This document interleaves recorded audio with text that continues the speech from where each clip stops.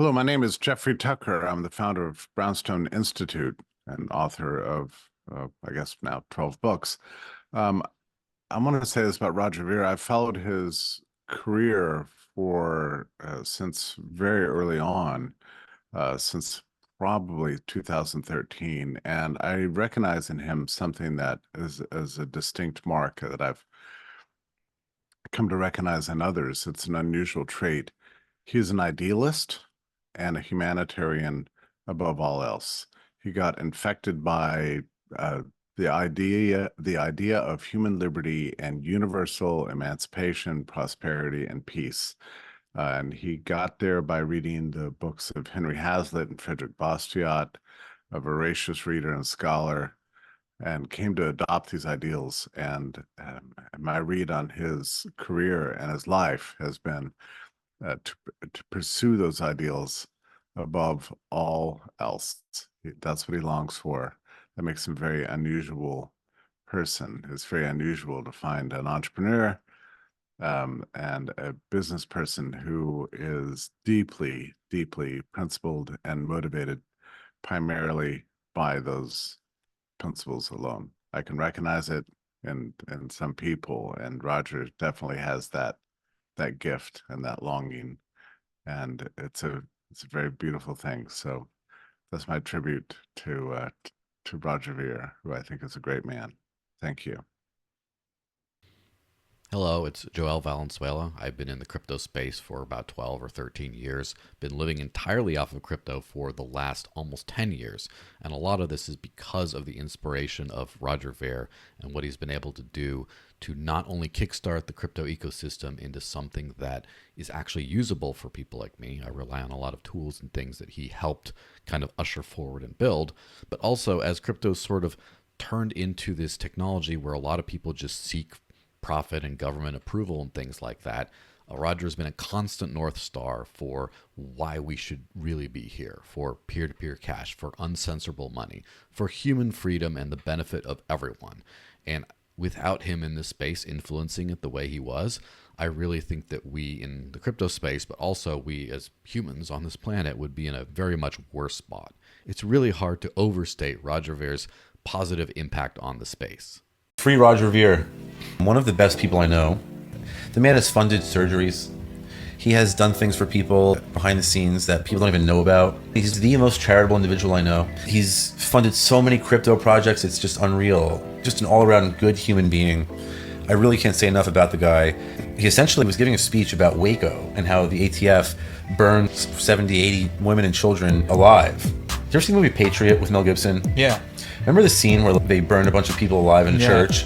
That's literally what happens in real life. The ATF and the FBI burned a church of Seventh-day Adventists alive, women, children, men, the whole thing. And then they stood on top of the charred remains of the bodies and took pictures. You just can't make this shit up. The government is just evil. But Roger was talking about this at a campaign event, and there was an ATF agent in the audience. And they held a grudge because of this. And Roger happened to be selling fireworks on eBay. And he wasn't the only one, but he was the only one who was ever charged. They just needed something. They charged him with some obscure law about moving explosives by mail or something like that. Fireworks. Sent him to federal prison, does his time, comes out, and he's like, they're after my ass. I gotta get out of here. If they can do that to me, what can't they do to me? Renounces his citizenship. He goes out of the country.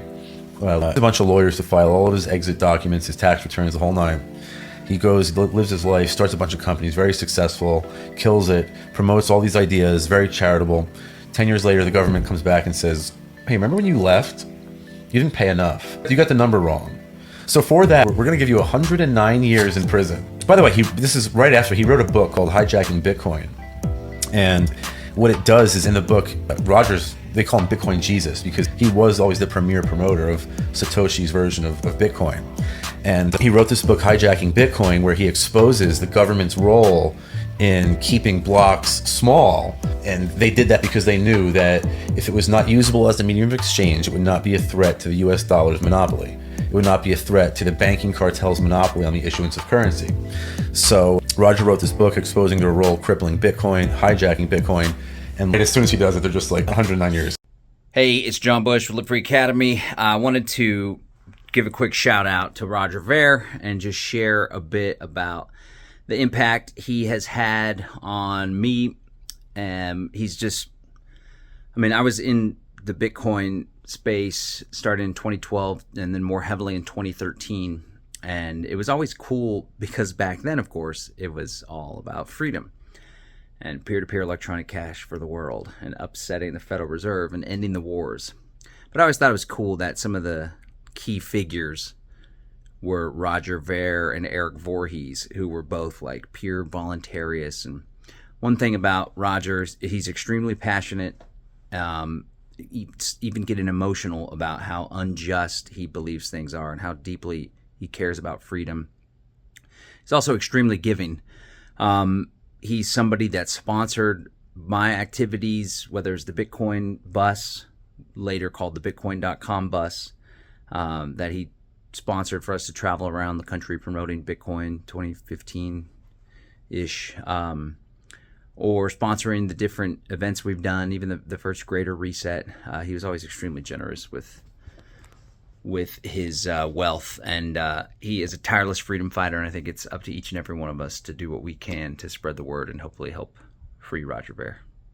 I met Roger in 2015 when I started working with him at Bitcoin.com. During that time, I got to know him personally, and I knew right away that Roger was a good person. All he wanted to do was seek as much economic freedom for the world as possible, and while doing this, he would help anyone that he saw who was in need or in dire straits.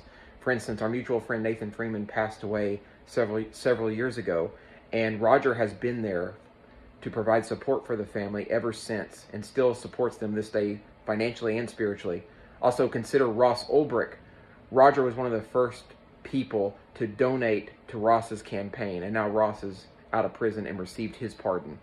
Overall, Roger is a great person, a good man, and he does not deserve to be in the position that he is in today. What happened to him is a miscarriage of justice and a travesty. We need to get him a pardon ASAP. His impact has been massive.